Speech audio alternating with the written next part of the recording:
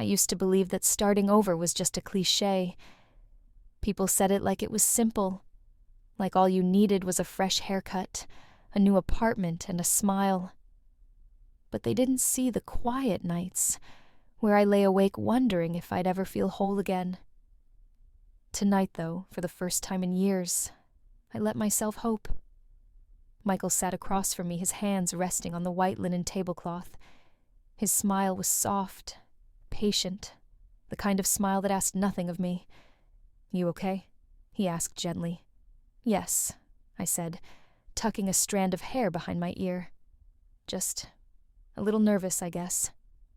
We were sitting at La Piazza, a small Italian restaurant tucked between brick buildings in downtown Seattle. Warm light spilled from the chandeliers, casting golden pools on the tables. The scent of fresh basil and garlic drifted from the kitchen. It felt almost too perfect. Michael reached across the table, his fingers brushing mine. "You don't need to be nervous," he said. "It's just dinner." I nodded, but inside my heart raced. To him, this was a simple date. To me, it was a test. For months, I'd been building a fragile version of myself, one that smiled, laughed, went to farmers' markets on Sundays. But deep down, I wasn't sure if I was truly ready to let someone in again. As we waited for our food, I caught a glimpse of my reflection in the window. For a second, I didn't recognize the woman staring back. She looked calm, even content. But beneath the surface, I felt the familiar pull of old memories. A year ago, I would have been sitting across from another man in a place like this. Ethan.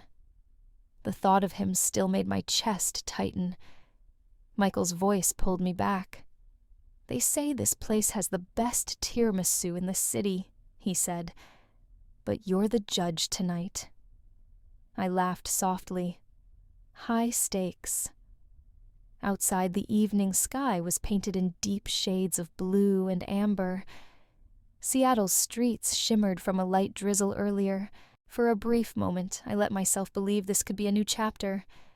But as the door to the restaurant opened behind me, a cold gust of air brushed my neck. I didn't turn at first. Then I heard a voice, low, steady, achingly familiar. "Claire." My blood ran cold. My fingers tightened around the edge of my napkin as I heard that voice. Even after all this time, it still had the power to slice through me like glass. I turned slowly, almost against my own will. And there he was. Ethan stood near the doorway, tall and composed, his sharp gray suit, untouched by the drizzle outside. His dark eyes locked on me, unreadable. I felt the air catch in my chest. How long had it been? 14 months since I walked out of that house and swore I'd never look back. "Claire," he said again, softer this time. Michael shifted uncomfortably in his chair. "Do you know him?" he asked. My mouth went dry. "Yes," I whispered. "He's my ex-husband." The words felt foreign on my tongue, like they belonged to someone else.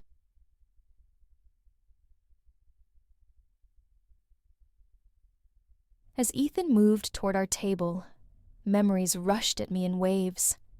Nights in our old townhouse, where the walls seemed to hum with silence.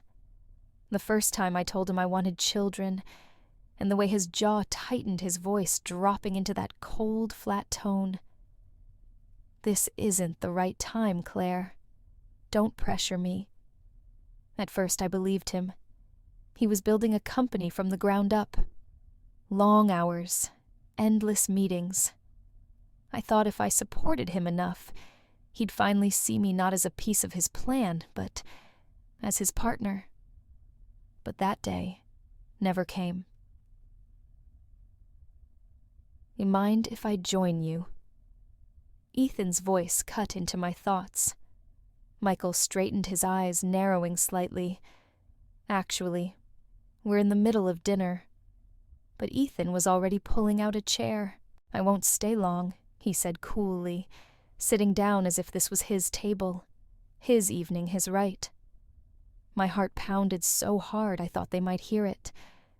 "What are you doing here?" I asked, my voice tighter than I meant it to be. Ethan's eyes flicked to Michael, then back to me. "We need to talk. Alone." Michael's hand brushed mine under the table. His expression was calm, but I could feel the tension in his grip. I froze. It didn't feel real, like my brain couldn't process the sight of him walking toward me after all this time. Ethan's steps were calm, deliberate, as if he'd been here 100 times before. His tailored suit caught the soft, golden light of the restaurant, and for a fleeting second, he almost looked like the man I used to love. But the coldness in his eyes reminded me why I left. Claire. His voice was low, but carried easily over the hum of diners and the clinking of silverware. Michael turned his brow furrowing as he took in the stranger approaching our table. "Do you know him?" he asked, his tone cautious but firm. I nodded, barely audible. "Yes," I murmured. "That's my ex-husband." The words tasted like ash.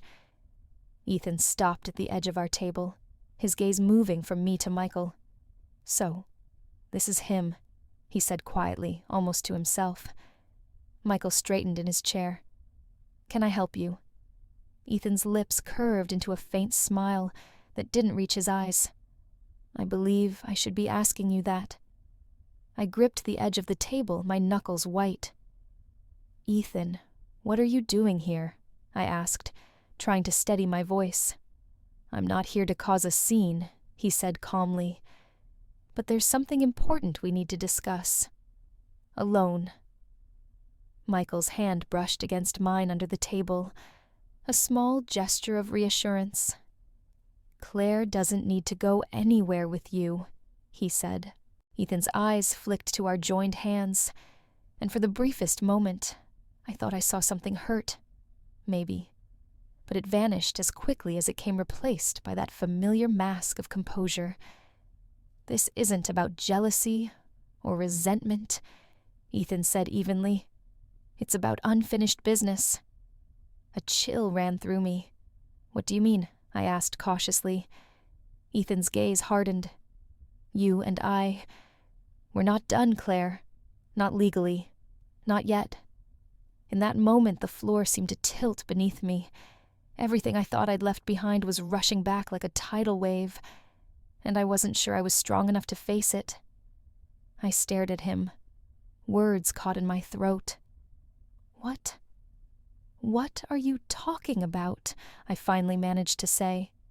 Ethan's gaze didn't waver. "I'm saying that on paper, Claire, you and I are still married." The words hit me like a slap. Michael's chair scraped against the floor as he shifted his face, a mix of confusion and disbelief. "What do you mean she filed for divorce over a year ago?" Ethan turned to him with that unnerving calm of his. "She signed the papers, yes, but the process was never completed. The filing never reached the court, which means..." He let the silence linger like a sharp blade. "Claire is still legally my wife." I felt the room spinning. "That's not possible." I whispered more to myself than to him. "I watched you sign," I said, my voice trembling. "You agreed. You said you wouldn't fight me on this." "I didn't fight you," he replied, his tone measured. "But I didn't file the documents either."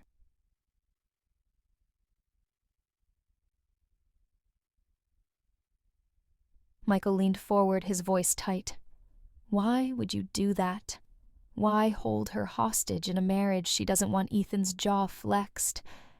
I'm not holding her hostage. I just wasn't ready to let go." His words hung in the air, heavy and suffocating. I shook my head, my hands gripping my lap so tightly my nails dug into my skin. "You had no right," I said, barely above a whisper. "You had no right to make that choice for me. Ethan's eyes softened for the briefest moment. I know. Michael's voice broke through the tension. Claire, is this true? Are you still legally married to him? I opened my mouth, but no sound came out. I didn't know. I thought I was free. I thought I'd walked away clean. But now the ground beneath me felt fragile, like one wrong step, and it would all collapse. Ethan leaned back slightly in his chair. I'm not here to make a scene, he said quietly. But this isn't something you can ignore. We need to talk. Just the two of us. Michael's jaw tightened. She's not going anywhere with you. I closed my eyes, trying to steady my breath. But deep down, I knew there was no escaping this. For over a year, I thought I was free, but in one cruel twist, Ethan reminded me that my past still had its claws in me, and I wasn't sure how to break free this time. Michael's chair creaked as he pushed it back, the sound slicing through the tension like a blade. I need a minute, he said, his voice tight. Michael, wait. I reached for his arm, but he pulled back gently. Not angrily, not harshly, just broken. He stood there for a moment, staring at me like he didn't recognize the woman sitting in front of him. You told me you were divorced, Claire, he said quietly. That's not something you forget to mention. I didn't know I whispered. My voice was small, almost childlike. I thought I was. I swear to you, Michael, I thought it was over. He shook his head, exhaling sharply. I need some air. And then he turned and walked out, his footsteps fading quickly as the door swung shut behind him.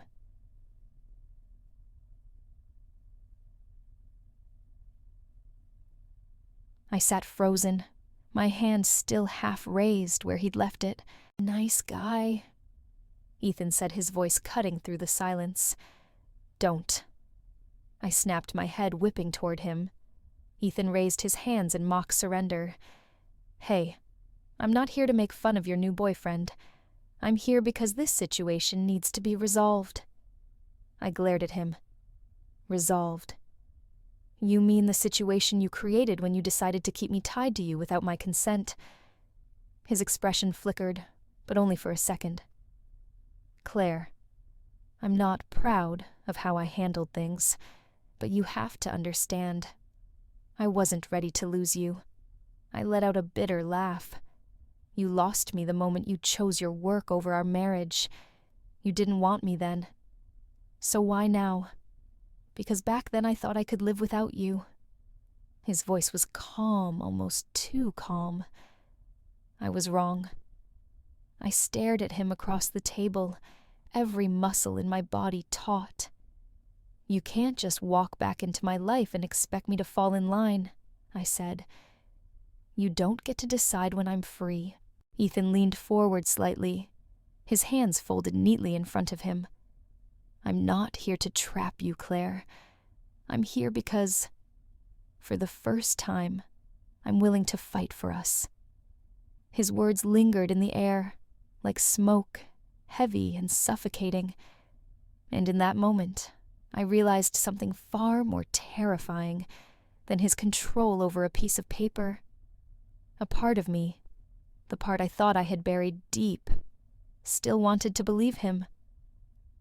Ethan's eyes softened, but there was something in his gaze I couldn't read. You really think he's going to stay? He asked quietly.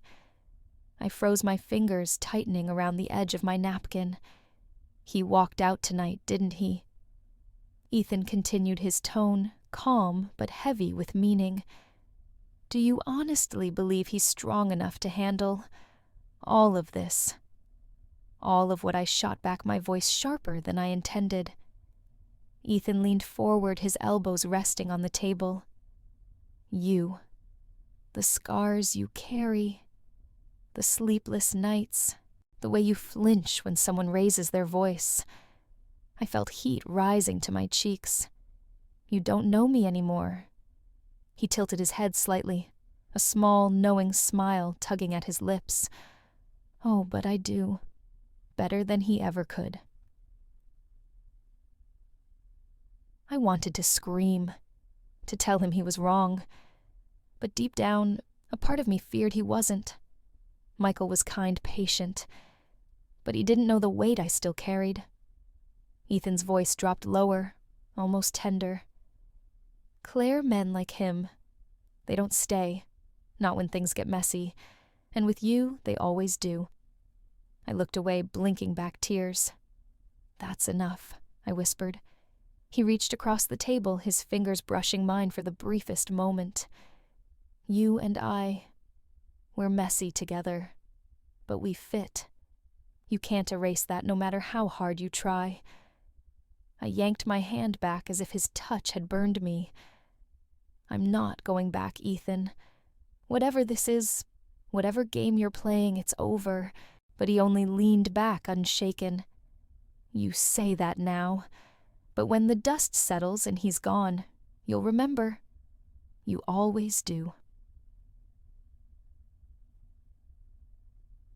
For a moment, all I could hear was the steady clinking of glasses and quiet laughter from nearby tables. The rest of the world moved on as if nothing had happened. But inside me, a storm was raging. I still remember the first time I met Ethan. It was my junior year of college, and I was working part-time at a tiny bookstore near campus. He walked in one rainy afternoon, shaking droplets off his jacket, and smiled like he'd just stumbled into a secret. Do you have The Old Man and the Sea? He asked, his voice warm but confident. Something about him pulled me in instantly. Maybe it was the way he seemed older than his 24 years, or how his dark hair curled slightly when wet. As I handed him the book, his fingers brushed mine. It felt electric, like a spark I didn't see coming. Our first date was in a quiet cafe, the kind with mismatched chairs and fairy lights strung across the ceiling. We sat for hours talking about everything and nothing. He told me about his plans to start his own tech company, about growing up in foster care, and learning to rely on no one but himself. I'm going to build a life so secure, he said, eyes blazing, that I'll never have to wonder if it can all be taken away. At the time, I found his determination magnetic. You'll do it, I told him, reaching across the table to squeeze his hand. I can see it in you. And for the first time in years, he looked at me like I wasn't just another passing face in his busy life.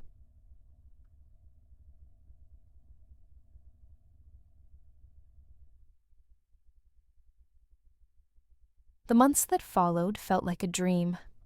He'd leave little notes on my car windshield, bring me coffee during my late-night study sessions, and hold me close as we watched the Seattle rain streak down my apartment window. One night, as we sat on a park bench overlooking the water, he took my hand and said, "You're the only person who makes this chaos feel calm." Then he reached into his pocket and pulled out a small silver bracelet. "Promise me," he said softly. "Promise me you'll stay. No matter what." I laughed, slipping it onto my wrist. "I promise." If only I'd known then how heavy that promise would become. At first, I didn't notice the cracks. They were small, almost invisible, like hairline fractures in glass. Ethan was still charming, still thoughtful. But slowly, subtly, something shifted. It started with little comments. "Why are you wearing that dress? It's not really you. Or do you really need to have dinner with them again? You know how busy I am this week." I brushed them off. I told myself he was tired, stressed from building his company. He wasn't being controlling. He was just protective, right?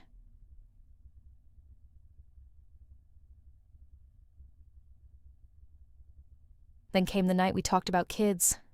We were curled up on the couch, the TV playing some forgettable movie. I turned to him and said softly, "Have you ever thought about starting a family?" His whole body stiffened. "Claire, you know I can't think about that right now," he said, his voice tight. "I'm barely keeping my head above water with the business." "I know," I said quickly. "I'm not asking for tomorrow. I want to know if it's something you see in your future." He stood, running a hand through his hair.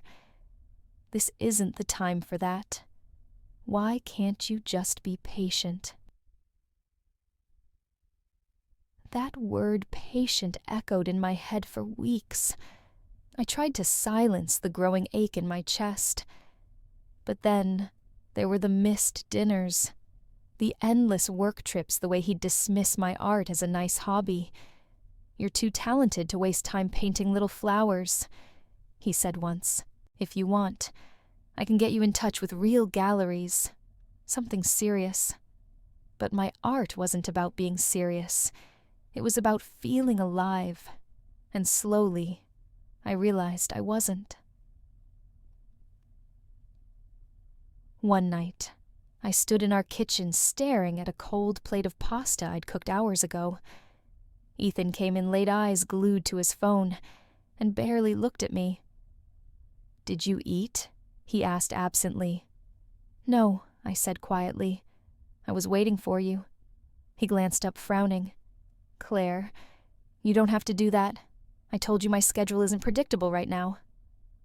"But I miss you," I whispered. He sighed, placing his phone on the counter. "I'm doing all of this for us. Can't you see that I wanted to believe him? God, I wanted to believe him." It was raining the night I left.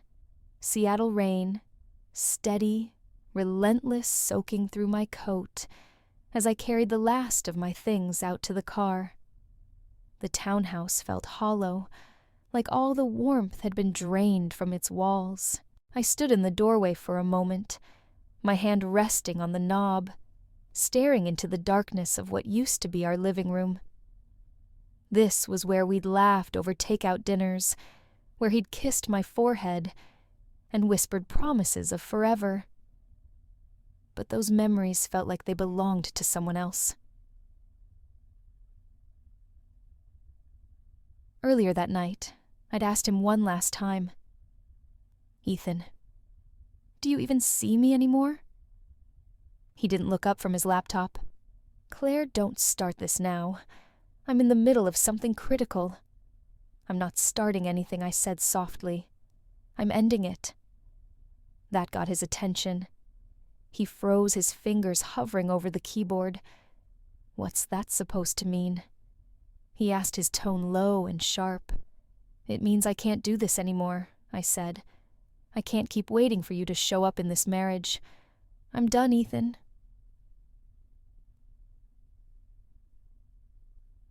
For a long moment, he said nothing. Then he closed his laptop with a quiet click and leaned back in his chair. "If you walk out now, Claire, don't expect me to chase you," he said flatly. I felt my chest tighten. "I'm not asking you to chase me," I whispered. "I'm asking you to let me go." His eyes met mine, dark and unreadable, and then he nodded. Just once.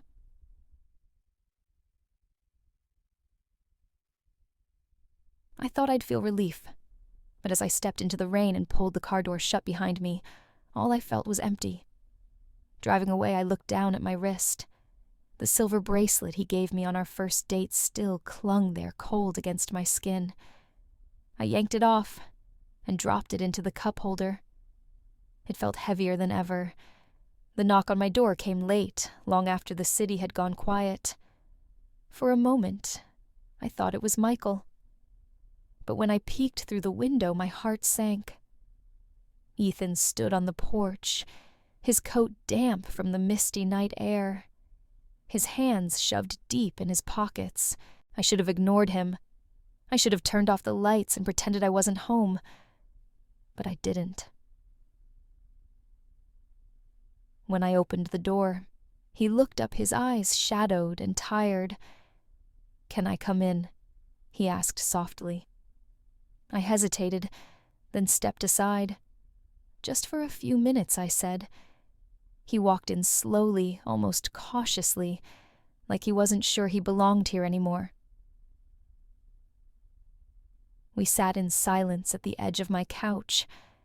Then he reached into his coat pocket and pulled out something small and metallic. I froze. It was our wedding ring. "I kept it," he said quietly, turning it over in his fingers. I don't know what I thought. Maybe that someday I'd be brave enough to bring it back to you. "Why are you here, Ethan?" I asked, my voice low. He let out a long breath. "Because I need you to know. I'm sorry." For a moment, I didn't say anything. Then he continued, "I grew up in homes where people came and went like seasons. Foster care relatives, who couldn't keep me friends, who didn't stay. I learned early not to need anyone." His voice faltered. "When you asked me about children, about building a family," I panicked. I thought if I let myself love too deeply, I'd lose it all anyway. "So I shut you out." He set the ring on the coffee table between us. "I thought keeping those divorce papers was a way to hold on to you. But it wasn't. It was just my fear talking."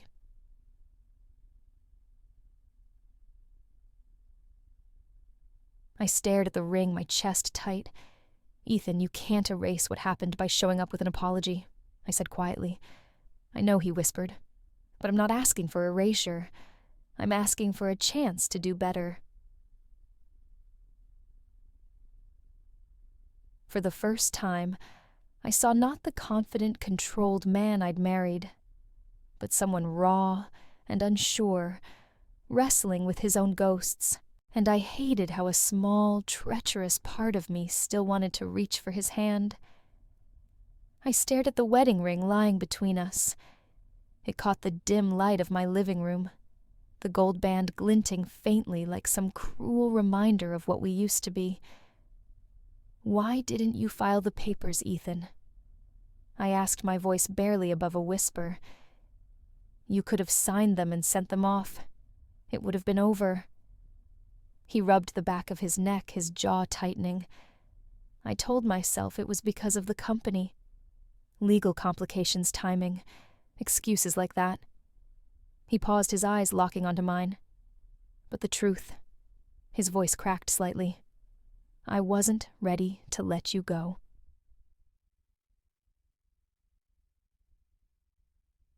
The air between us seemed to thicken. "You kept me tied to you," I said slowly, anger and hurt simmering in my chest. "Even when I asked for freedom. Do you know what that did to me?" He nodded, his face drawn. "I do. And I hate myself for it. You don't get to do that, Ethan. You don't get to trap me because you weren't ready to lose me."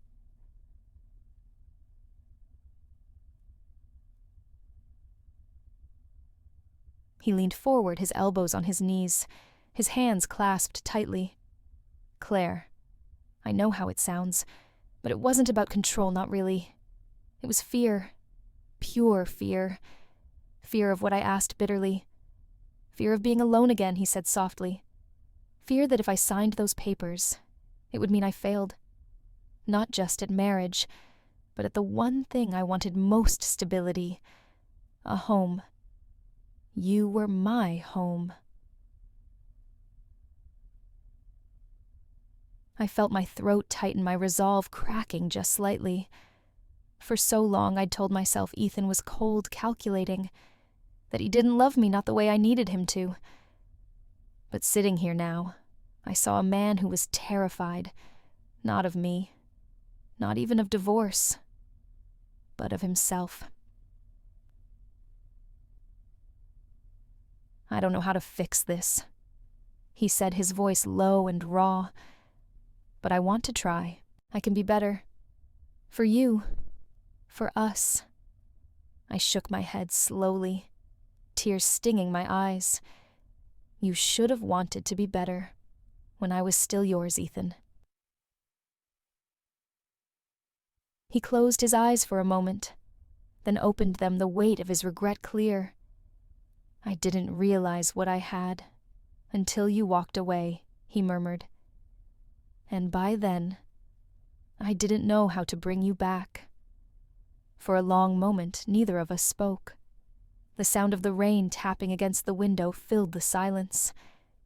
Ethan sat hunched forward, his fingers curled tightly together, as if he could hold the weight of his regret in his hands. But I couldn't let myself be pulled in. Not this time. "Ethan," I said softly, my voice steady now, "you need to leave." He flinched, his head snapping up. "Claire, don't do this. Not when we've come this far." I shook my head, forcing myself to hold his gaze. "We haven't come anywhere. You're still trying to pull me back into your orbit, and I can't survive there." His eyes glistened, and for the first time since I'd met him, I saw them fill with tears. "I don't know how to be without you," he whispered. The sight of him, this man who'd always been so controlled, so unshakable, crumbling in front of me, nearly broke something in me. But I stayed firm. "You should have thought about that when you had me," I said quietly.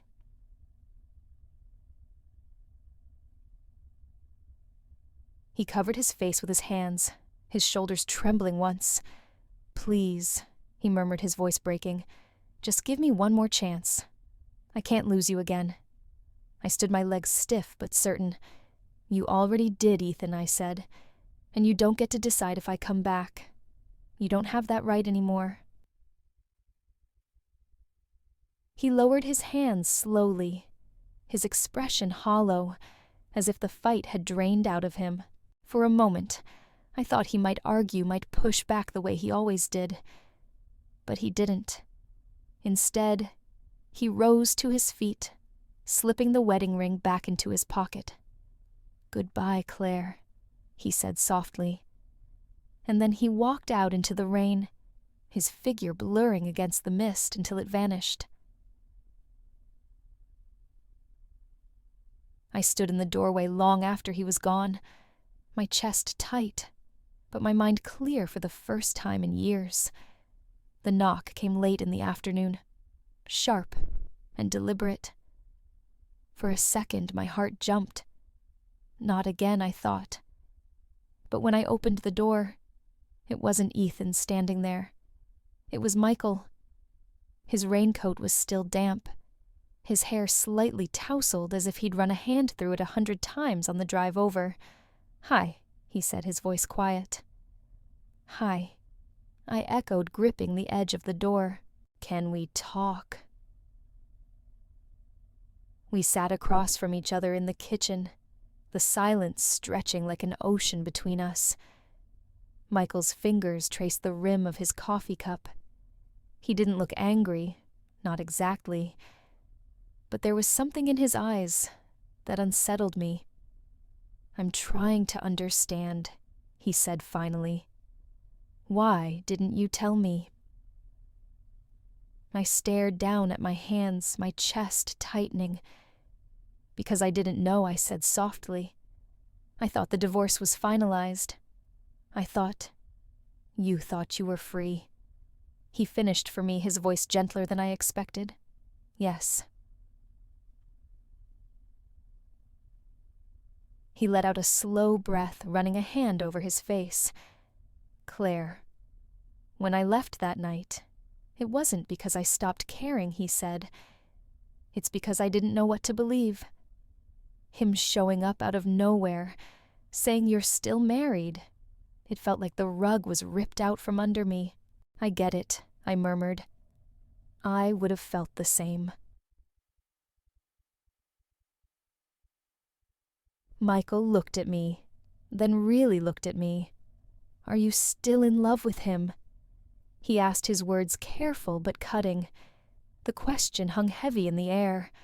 I opened my mouth, but nothing came out at first. Finally, I said, "It's complicated." "That's not a no," he said quietly. For a moment, all I could hear was the ticking of the old clock on the wall. I don't want it to be complicated, I said, my voice breaking slightly. I want to move forward. But part of me is still untangling from him. Michael nodded slowly, his jaw tightening. I care about you, Claire, but I don't know if I can be the man standing in the middle of this. And just like that, the fragile peace I'd built started to tremble again. That night, I couldn't sleep. Michael's question echoed in my mind like a drumbeat. Are you still in love with him? I wanted to say no, to scream it. But the truth was murkier than I wanted to admit. Michael was steady patient. He gave me space to speak, but also held me accountable for the words I chose. Ethan was the opposite. He pulled me in with a force I didn't know how to resist, filling the air with his intensity, until it felt like I couldn't breathe. With Michael, I felt safe. With Ethan, I felt alive, and I hated myself for not knowing which mattered more. The next day, I found myself standing in front of my old townhouse. The place Ethan and I had shared for 5 years still looked the same white, siding blue shutters, and a front porch that creaked in the rain. I didn't even remember driving there. My hands gripped the steering wheel knuckles white. Why am I here? I thought. So. I turned to leave, but before I could shift into reverse, the front door opened. Ethan stepped out, his expression unreadable, as he spotted my car. Claire, he said softly, walking toward me. I rolled the window down slightly, the cold air hitting my face like a slap. I shouldn't have come, I murmured. Then why did you mastingt? I didn't answer. He crouched beside the car, his dark eyes searching mine. You're fighting so hard to hate me, he said quietly. But I know you, Claire. I know you still feel this, whatever this is between us. A tear slipped down my cheek before I could stop it. I don't know what I feel anymore, I admitted. You broke me, Ethan. And Michael, he deserves better than a woman still haunted by her past. Ethan reached out, resting his hand lightly on the car door. Maybe. But don't lie to yourself. You don't burn this hot for someone you've truly let go of. For a moment, I hated him for being right. That night, as I lay in bed staring at the ceiling, I asked myself the question I'd been too afraid to face. Do I want safety, or do I want fire? I woke up before sunrise, my pillow damp from silent tears. For weeks, I'd been standing at a crossroads, pulled one way by the man who made me feel safe, pulled the other by the man who once set my soul on fire. But in the quiet of that gray morning, something shifted. I realized I couldn't choose between them. Not yet. Not when I was still tethered to the past, like an anchor dragging me under. I brewed a pot of coffee and sat at the kitchen table staring at the divorce papers Ethan had finally left behind. The ink on his signature was fresh. All I had to do was sign my name, and it would be done. But my hand hovered over the pen, frozen. Why was it so hard to let go? Michael deserved better than this broken, unsure version of me.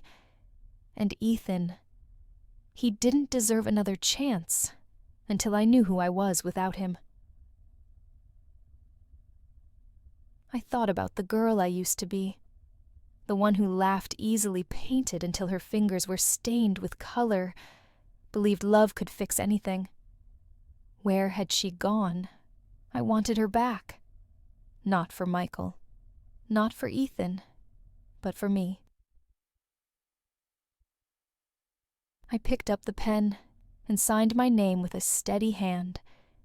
It didn't feel like closure. Not yet. But it felt like a start. I texted Michael later that day. I need time to untangle my past before I can be fully present with anyone. I hope you'll understand.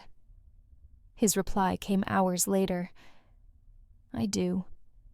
And I hope you find what you're looking for. As for Ethan, I didn't call him. I didn't need to. For the first time in years, I wasn't running toward or away from him.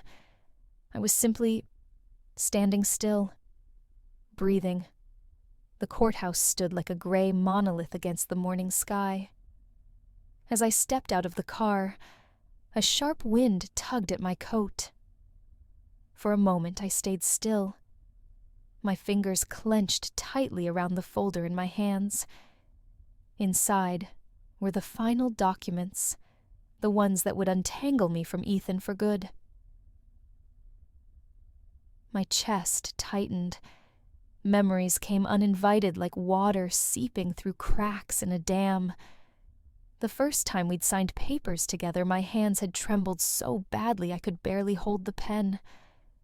I remembered how he'd watched me then silent, and unreadable, his jaw tight, but his eyes betraying a flicker of something anger, sadness, regret. Back then, I wasn't ready to let go. But today was different. You've got this, I whispered to myself. A woman walking past shot me a curious glance, but I didn't care. This wasn't for anyone else. This was for me. As I climbed the courthouse steps, my phone buzzed in my pocket. A text from Ethan. Claire. Are you sure about this? Once you file, there's no going back. I stared at the screen, my thumb hovering over the keyboard. For a split second, doubt crept in like a shadow. What if he's changed? What if I'm making a mistake? But then I thought about all the nights I'd spent alone waiting for him to come home, about the woman I'd become since leaving. I put the phone back in my pocket and kept walking. The clerk at the family court counter glanced at my papers. Final divorce petition, she asked briskly. Yes, I said, my voice firm. She stamped them with a loud thunk and slid them into a neat pile. All right, that's it. You'll get your notice in the mail within a few weeks. Just like that years of love, pain, and tangled history were reduced to a stack of papers in a stranger's hands. As I walked out of the building, the wind felt different. Colder, sharper, but also cleaner somehow. And for the first time, I wasn't carrying Ethan anymore, and it felt lighter. Not easy, not painless, but lighter. I didn't expect to see him there. As I walked into the courtroom clutching my coat tight around me, my eyes fell on a familiar figure sitting quietly on the last bench. Ethan. He wasn't supposed to be here. For a moment, I froze. His suit was impeccably pressed, his hair neat as always, but there was something different about him. His shoulders looked heavier somehow, as if he was carrying the weight of every mistake he'd ever made. When his eyes met mine, my breath caught. There was no anger in them, no plea, just sadness. I turned away quickly and sat down at the front. The clerk droned on shuffling papers and calling out case numbers. My hands trembled in my lap, and I clenched them into fists. Why did he come? and the judge called my name. Claire Whitmore. Yes, Your Honor, I said, standing. This is a final petition for dissolution of marriage, correct? Yes. Out of the corner of my eye, I saw Ethan shift slightly on the bench. For a moment, I wondered if he would stand up, if he'd do what he always did, take control, challenge the process, refuse to let me go. But he didn't. As the judge stamped the papers and declared the marriage officially dissolved, I felt the air leave my lungs in a rush. It was over. When I turned to leave, Ethan was still sitting there. Our eyes locked again, and for a long, quiet moment, we just stared at each other. Then he gave me the smallest of nods, a silent gesture, not of approval, not of happiness, but of acceptance, and somehow that broke me more than if he had begged me to stay. As I walked past him, I heard him whisper, "Take care of yourself, Claire." I didn't stop, didn't look back. But as I stepped out into the cold afternoon air, a single tear slipped down my cheek. The courthouse doors swung shut behind me with a hollow thud. For a moment, I just stood there on the cold stone steps, staring at the overcast sky. It was done.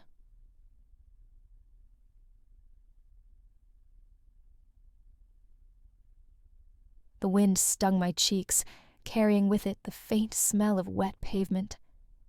I thought freedom would feel like a burst of sunlight, like fresh air filling my lungs, but all I felt was heavy.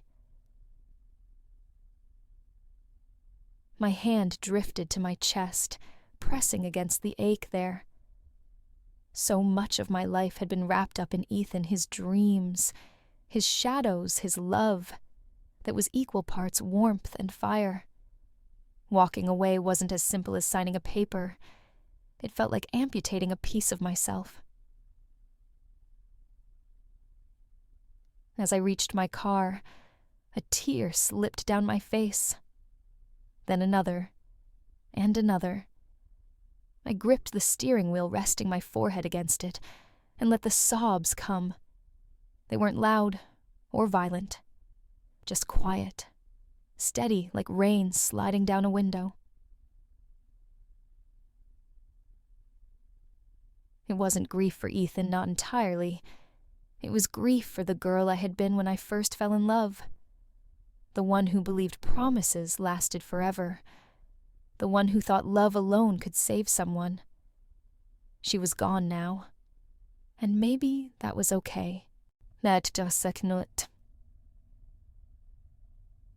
When the tears finally stopped, I sat back and wiped my face with the sleeve of my coat. The ache was still there, but it felt cleaner somehow, like a wound that had finally been washed out, ready to heal.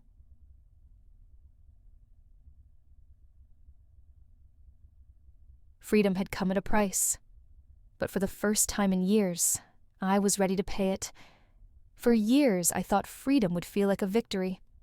But standing here now in my quiet apartment, with its bare walls and echoing rooms, it felt like a void. I made coffee that morning, watching the steam curl into the air. No text from Ethan, no call from Michael, just silence. At first, it was almost comforting, the absence of tension of someone else's expectations weighing on me. But by midday, the quiet began to press in from all sides. I scrolled through my phone aimlessly, my thumb pausing on old photos. Michael smiling with his arm around me at the farmer's market. Ethan leaning against a park bench, his eyes softer than I remembered. I set the phone down my chest, tightening. Michael had texted a few days ago, "If you ever want to talk, I'll listen. No pressure.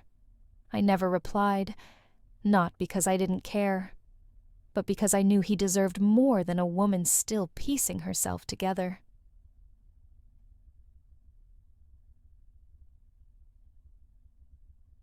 Ethan, on the other hand, hadn't reached out at all, and that silence spoke louder than any words. For the first time, he wasn't chasing me. Maybe he was finally letting me go. I spent the rest of the day wandering around my apartment. I touched the stack of canvases leaning against the wall, my fingers brushing dried paint. It had been months since I'd painted anything. I didn't even recognize the woman who used to lose herself in colors and brush strokes. The sun began to set, casting long shadows across the floor. And that's when it hit me. I'd spent so long fighting to be free from them, Ethan's fire, Michael's steady warmth, that I hadn't thought about what came next. What did freedom mean if I didn't know who I was anymore?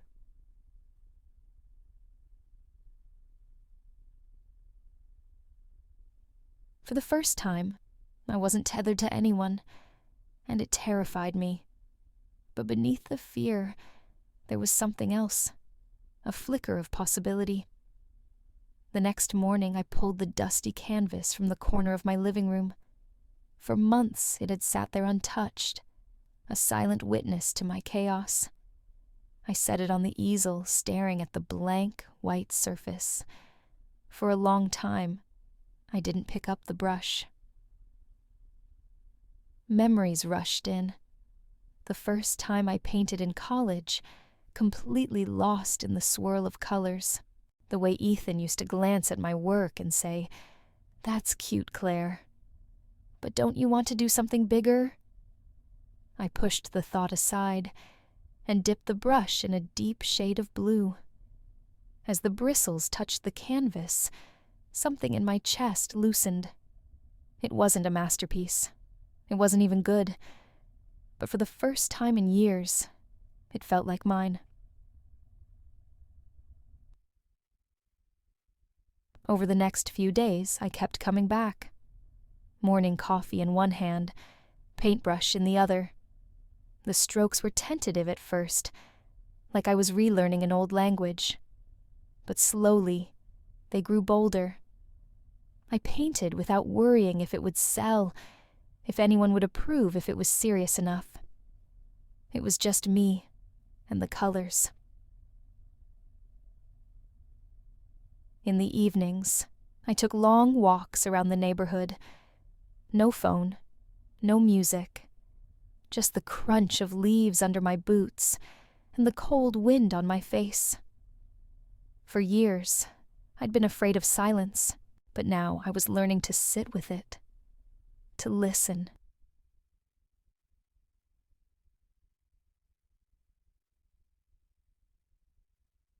One night, I caught my reflection in the window as I passed.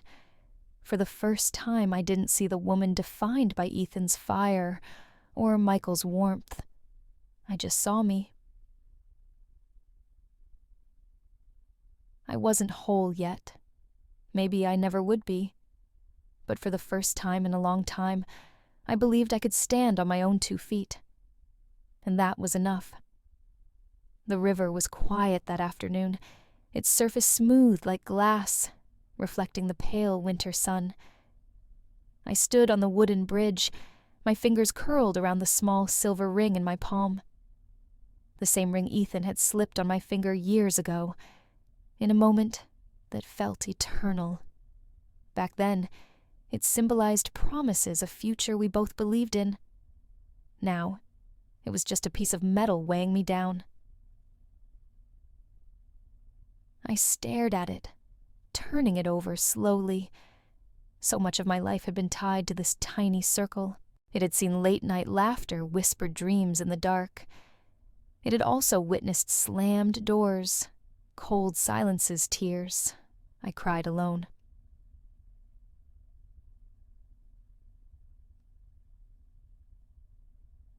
Part of me wanted to tuck it back into my pocket to keep it as proof of what once was. but I knew I couldn't move forward while clinging to relics of a past that nearly broke me. My breath clouded in the chilly air as I tightened my grip on the ring. "I forgive you," I whispered. "Not for him. For me." I leaned over the railing. Below, the river flowed steadily, uncaring of the secrets it might carry away. With one last glance, I opened my fingers. The ring slipped through the air, catching the faint light before it disappeared into the dark water with a soft plunk.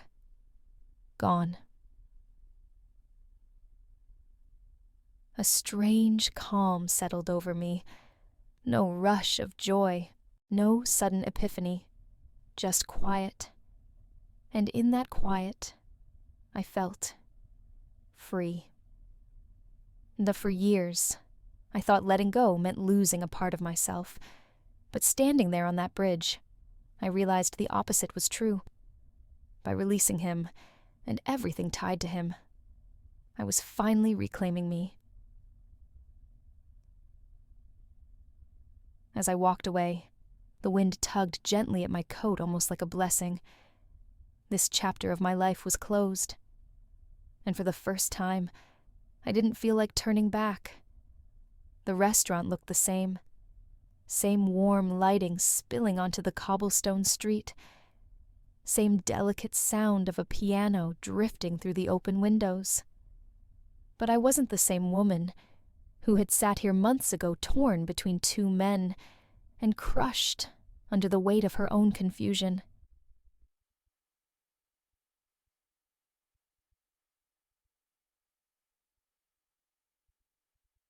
This time, I came alone.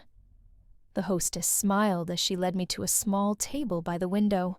"Would you like to wait for the rest of your party?" she asked kindly. I shook my head with a smile. "No, it's just me."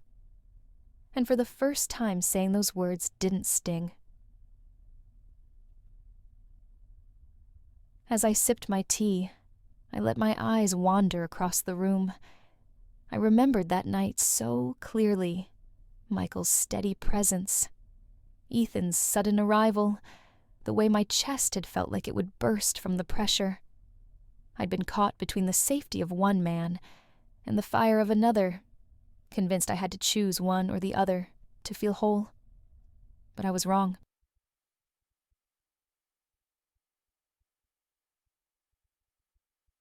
The woman I am now doesn't crave saving. She doesn't need someone to fill the empty spaces. She's learned to sit with the silence and let it soothe rather than suffocate her. 6 months ago, I couldn't have imagined this peace. It hadn't come easily. There were days I wanted to call Michael to ask if his arms were still open. Nights when I dreamed of Ethan's intense gaze and woke up gasping for air. But I stayed the course.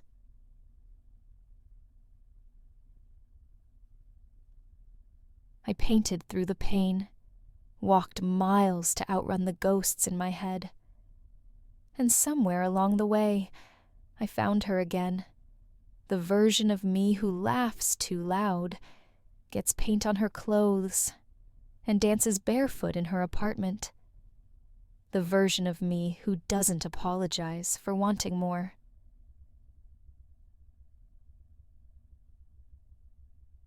As the waiter set down my meal, I caught my reflection in the glass. For the first time, I liked what I saw, not because of what I had gained, but because of what I had let go. Ethan and Michael will always be part of my story, but they're not the ending. I am. And as I watched the sun dip below the horizon, I realized I wasn't alone at all. I had myself. And that was enough. The waiter brought over my check with a polite smile. "Take your time," he said. I nodded, folding the slip of paper neatly, but didn't reach for my purse yet. For once, I wasn't in a rush to leave.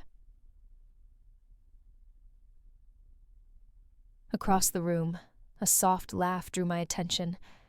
At a corner table, a man sat alone flipping through a leather-bound notebook. His coffee had gone cold untouched for what looked like hours. He caught my glance and smiled just a small, quiet smile, the kind that didn't demand anything in return. And to my surprise, I smiled back. It wasn't a flirtatious smile. It wasn't the start of some grand love story. It was simply two strangers acknowledging each other's presence in the world. And that was enough. A few moments later, he stood and approached the counter to pay. As he passed my table, he hesitated. "Beautiful evening, isn't it?" he said softly. I looked up, meeting his warm brown eyes. "It is," I replied.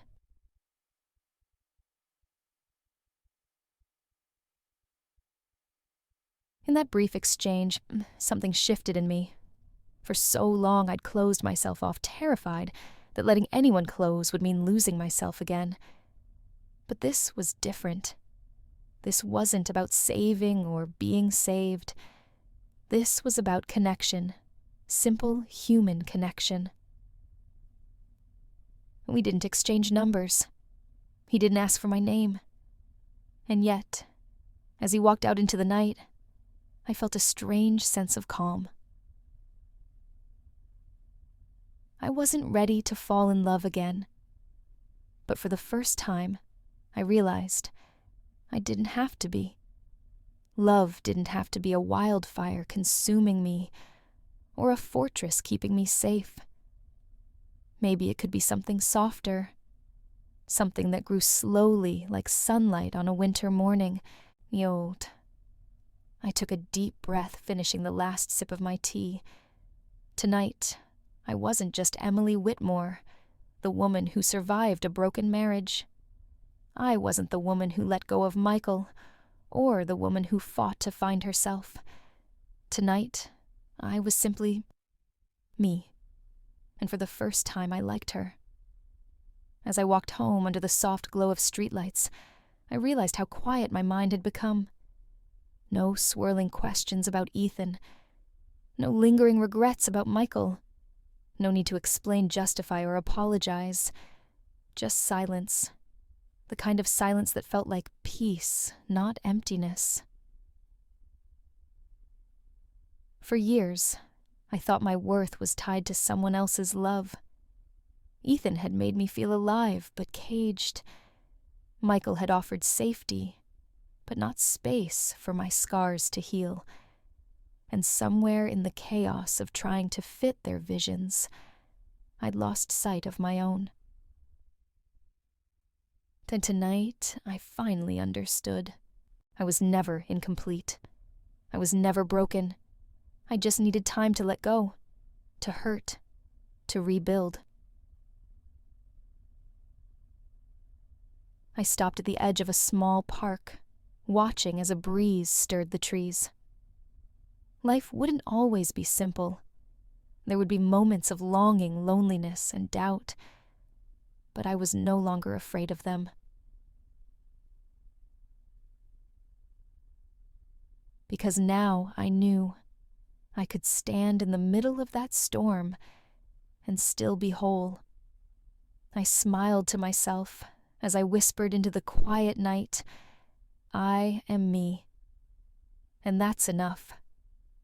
And for the first time, I truly believed it. As I turned toward home, I felt lighter somehow. Not because I had all the answers, but because I no longer needed them. This wasn't the end of my story. It was the beginning of one where I was no longer just a supporting character in someone else's life. This time, I was the author. And as the night wrapped itself gently around me, I knew I was ready to live, to love, to simply be.